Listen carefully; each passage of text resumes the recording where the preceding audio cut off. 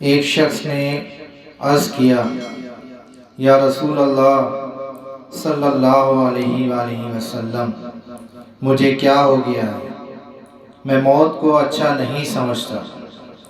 آپ صلی اللہ علیہ وآلہ وسلم نے فرمایا کہ تیرے پاس کچھ مال و دولت ہے؟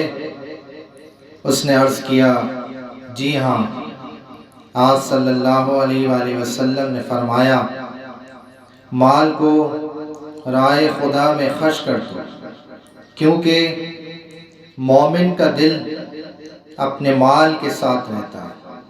اگر وہ مال کو روکے رکھتا ہے تو اس کا دل مرنے پر تیار نہیں ہوتا، اور اگر وہ مال کو آگے بھیج دیتا ہے، یعنی راہ خدا میں خرچ کر دیتا ہے، تو اسے بھی وہاں جانے کی آرزو ہوتی ہے۔